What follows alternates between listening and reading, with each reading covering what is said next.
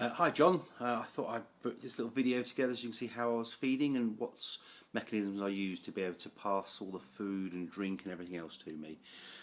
So here we go. So I have this, which is I think it's called a Mason's wheel, I think it is, but it allows essentially it to be reeled out as much as you like. It has a handle on the end to be able to turn to reel it back in. This is very useful because quite often the tide pulls the swimmer away, and this allows you to be able to reel it out as much as you like. So if we carry on down the rope, I'll go to the end first. So right at the very end there's a hook, which is like a normal dog collar type hook.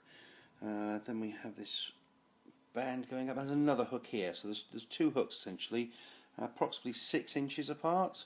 But again, it all depends with regards to what you would like to do and how you'd like to do it. Next we have the feeding bottle. So this is my feeding bottle. It did say GoPro down the side, but I think that's SIS Go, but I think that information's gone now.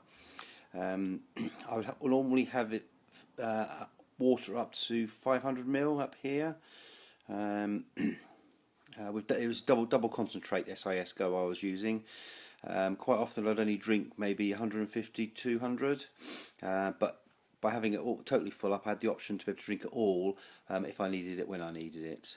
It's also got a nice easy top which just pops open, and you can see inside, so it's quite easy to drink, and I could just pour it straight into my mouth and do what I like with it. The next tub I had was this type of tub. Now this has actually got a lid on at the moment, and you can see it's quite firmly secure. The reason for having this one on was if it did get rough seas when I was out there, at least the lid could go on. The crew tied a string on it so they could attach it to something so it didn't fly away. If I just take it off, of course if you're trying to do this in the water and you were cold it'd be quite hard. But this is the actual tub itself, so it's reasonable size. I don't know how big it is, 300 mils maybe.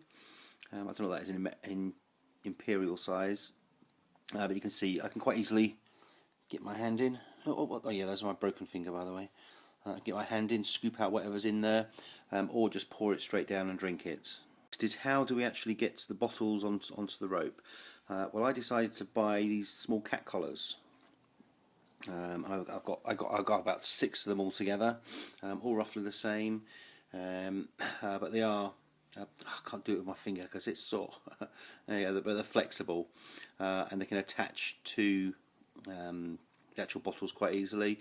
Then of course they've got these hooks, or these eyelets, which you can attach the hook straight onto.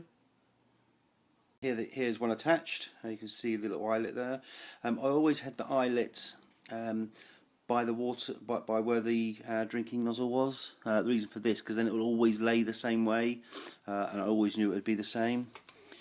Similarly on this one, this is the bottle, the little cup. Again, the little eyelets inside here you can hook up to.